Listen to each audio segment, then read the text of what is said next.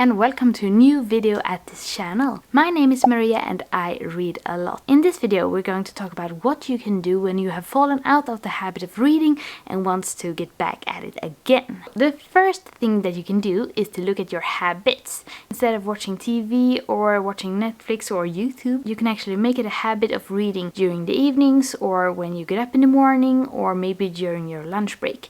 So look at your day and see where you can find a time slot that you can actually dedicate to reading instead of doing what you usually do. That has really helped me, and when I got my screen time report from my phone, it has actually decreased a lot since I started reading it during the evenings instead of looking at my phone. So look at your day and see where you can find a time slot where you can naturally get more reading into your life and into your habits again. Another thing that might help is a New Year's resolution, and some people think it's silly, but I thought if I set a goal for this year, then maybe I won't reach it, but maybe I'll at least try to achieve it, and then I'll get some reading done. So my goal is to actually read 52 books this year, which is one book each week. And I can tell you right now that I'm not going to reach it unless I read really short novels at the end of the year, because I'm reading Mistborn right now and that is a lot of pages. But it still makes me strive to reach that goal, and it also increases my motivation for reading. Maybe you can set a goal for yourself or a late New Year's resolution and then get your motivation for reading up again. Another thing you can try is to read in different places than you usually read. I like to read in the bed, I like to read in the sofa during the evenings, but I also really like to read in the bath. But maybe there are places that you can fit in some reading time that you don't really think about. Maybe you're taking the bus to work or school, or maybe you can read in the bath like I do. So try and see if there's another place that you usually don't bring a book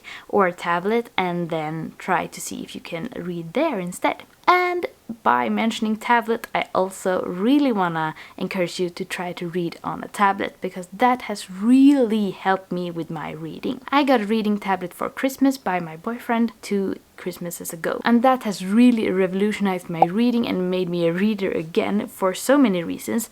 But the biggest one is that it's so convenient. You don't need a reading light, you can bring it anywhere, and when your book has ended you can so easily buy the next one in the series and just continue reading instead of waiting for when you can buy the next book or get it delivered to you. And especially that you don't need a reading light, that has really helped, because for example when I was expecting our daughter, I wasn't sleeping very much at the end of the pregnancy and I didn't want to wake my boyfriend up by putting the lamp on, but instead I could turn on my tablet at a really low lighting, and then I was lying in bed in the dark reading during the nights where I couldn't sleep. So that got me a lot of reading hours that I wouldn't have otherwise. So if you think you can like it, I would really recommend you to try and read on a tablet and see if that can help you read more, because it has made wonders for my reading. Something that you also can do is you can start by reading something really easy, maybe something familiar or maybe your favorite book. When I wanted to start reading, I started where I left off with some really good characters in a series that I was in the middle of,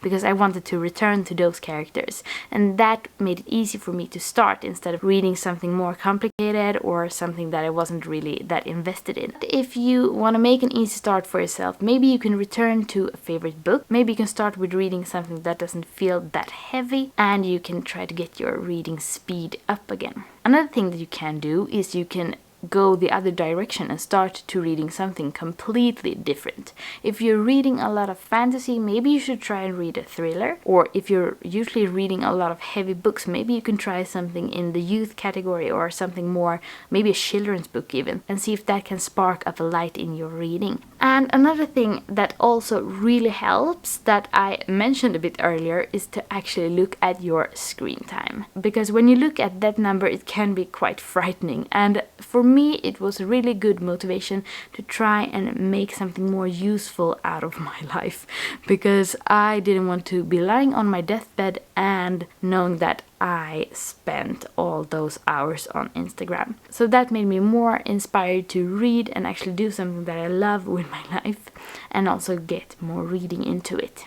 But one thing that can also help you get into books, even though it's not really reading, is to actually listen to audiobooks. Even though it's not reading, I personally think it's nice to consume books overall. And for some books I really like audiobooks instead, and sometimes I use it when I don't have the time to read, but that also makes me really inspired to read again and pick up a book. So if you're not in the mood for reading, then try to listen to books instead and see if that can get you in the mood to start reading later on.